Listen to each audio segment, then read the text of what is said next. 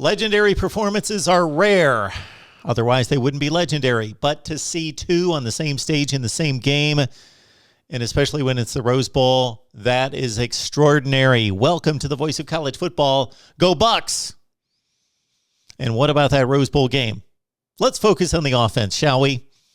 And, of course, the 48 points and C.J. Stroud orchestrating that tremendous Ohio State offense once they went down 14-0, and we're down by 2 touchdowns 4 different times in leading the comeback win 48-45. C.J. Stroud's 573 yards passing, a Rose Bowl record, coming just a yard shy of an overall bowl record in the history of college football, 6 touchdown passes.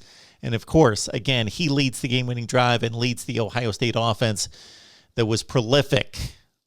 Most of that prolific part of the offense dropped into the hands of Jaxon Smith-Njigba.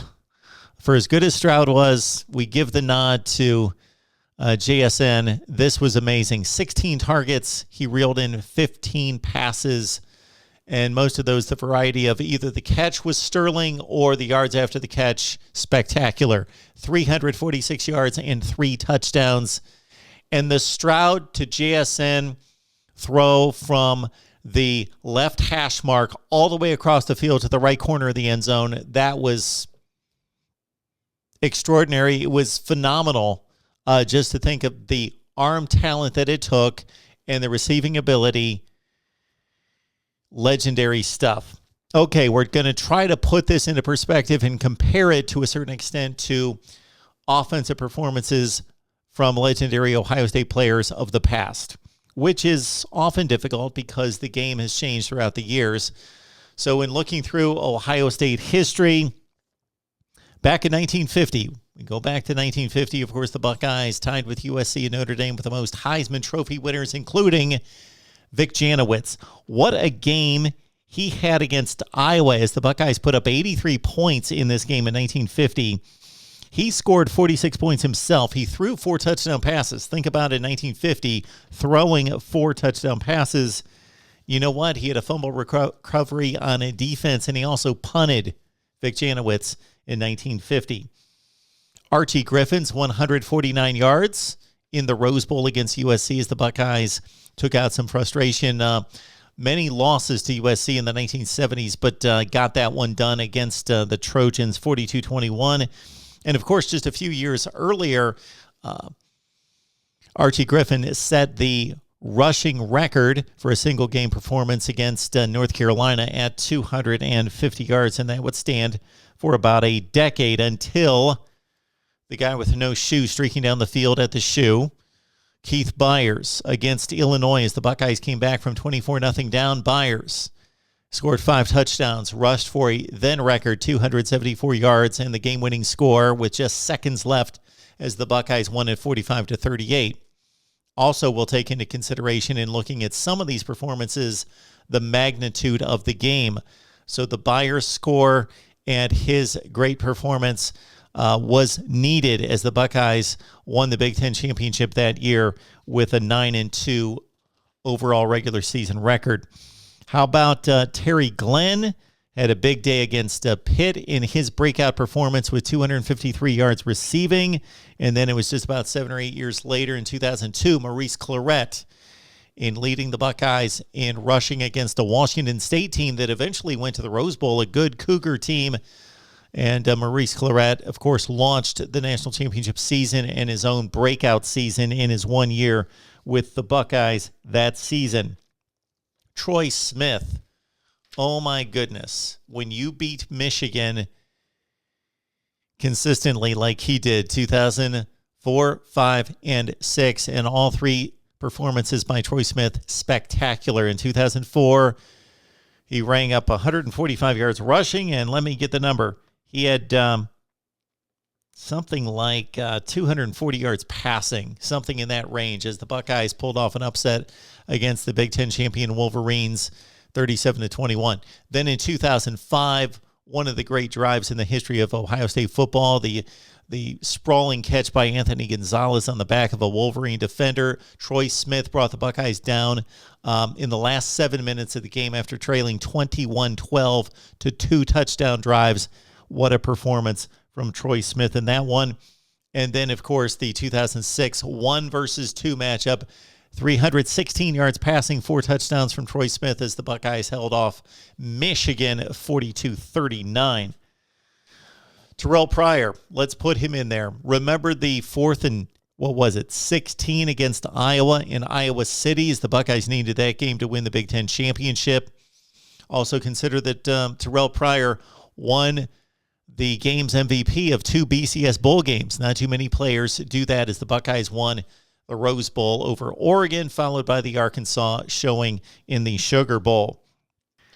Most recently against Michigan, Dwayne Haskins, of course, with huge passing numbers in 2018.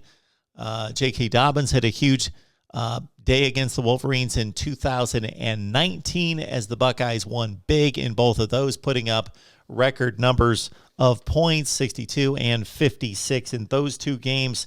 Chris Olave, his coming out party against Michigan at the Shoe in 2018 as well.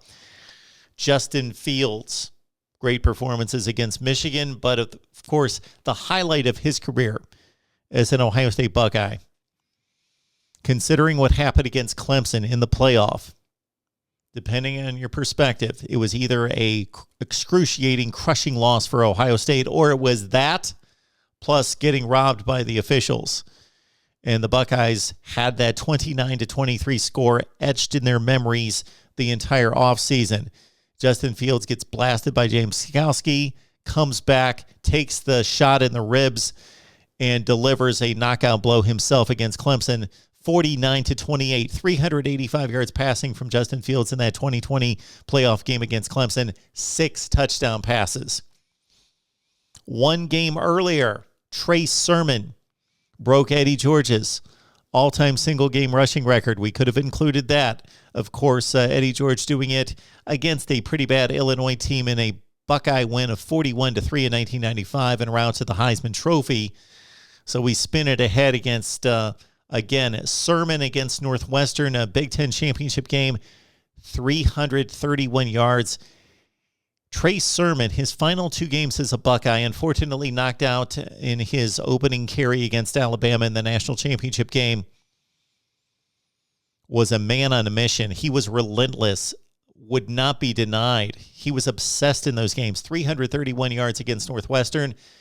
And then while it was Fields' game against Clemson, Trey Sermon certainly supplemented the offense, complimented Fields with 183 yards on 31 carries against Clemson.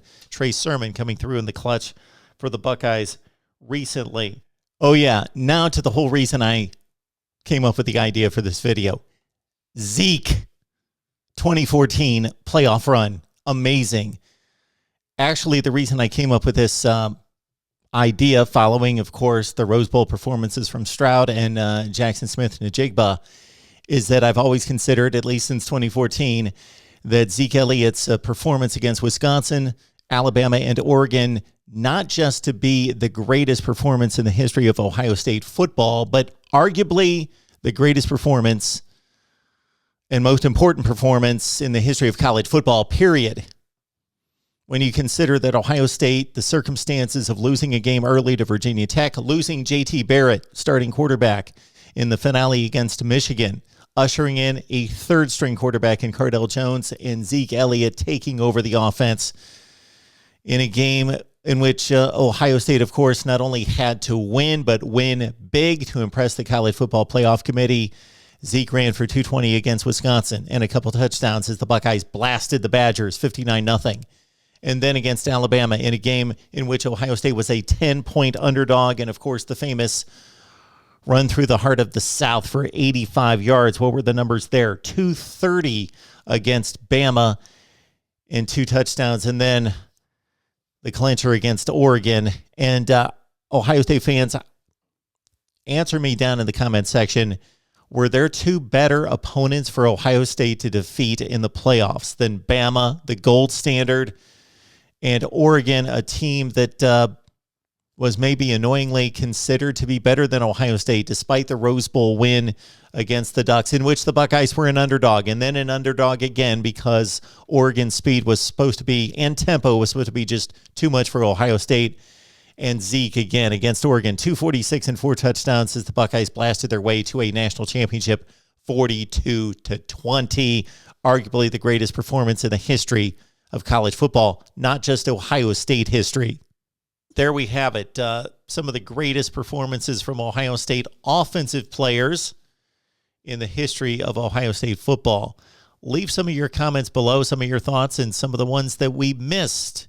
Oh, believe me, I could name a whole bunch more, but we came up with that list as the most prolific offensive performances for Ohio State football. Right here at the Voice of College Football, go Bucks!